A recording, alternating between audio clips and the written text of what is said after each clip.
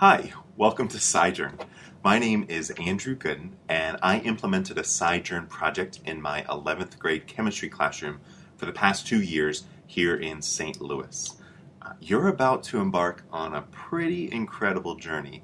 Prior to SciJourn, my first 3 years of teaching, pre-SciJourn, I struggled with literacy integration. I was doing things just to check the literacy box. So we would have a daily vocabulary word that was posted on a word wall, and we would do jigsaw readings every once in a while, but there was no comprehensive literacy plan. With SciJourn, I was incredibly intrigued by preparing students for science 15 years out. So this is everyday science. The science that students need when they're talking with a doctor about a potential diagnosis, or reading the newspaper and deciding if the information is credible, or even just looking at the side of a medication bottle and just researching what an ingredient does or if there are certain side effects. I implemented SciJourn as a blast. You'll find that there are many ways to implement it.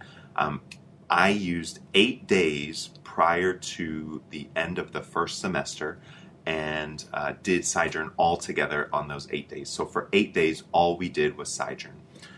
Every single day started by analyzing an infographic. You'll have a resource that provides you many infographics, and I printed them out and had students analyze and share 3 things that they learned from the infographic, just to have them practice interpreting information from a non-traditional source. Day 1 then was about finding a topic and just an overview of the project. Students were given time in class to do that. Day 2, we learned about credibility and how to find good information, credible information from the internet.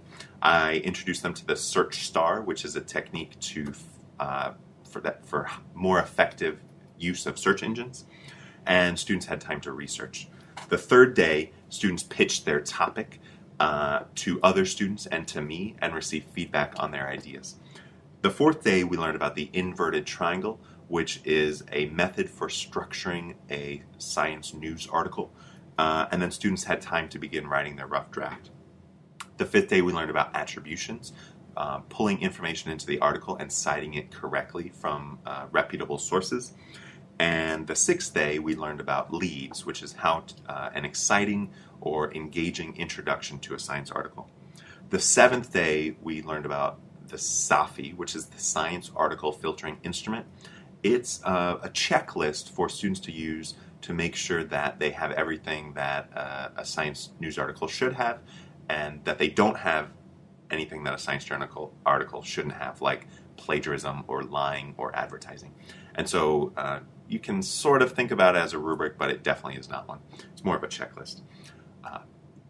The articles were due by the end of that day, and then about a week later, we had our 8th day of SciJourn, where students received back their articles with my feedback.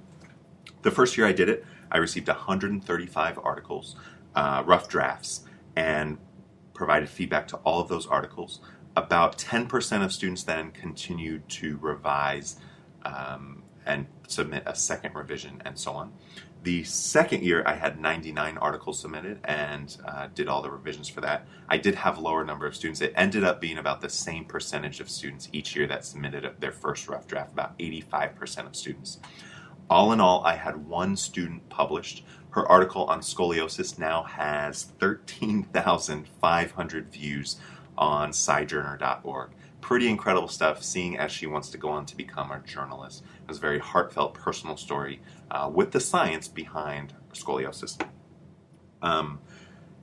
There are many ways to approach this SciJourn project, and you'll learn about all of these things I've just talked about and be able to decide how you personally want to implement them to your class.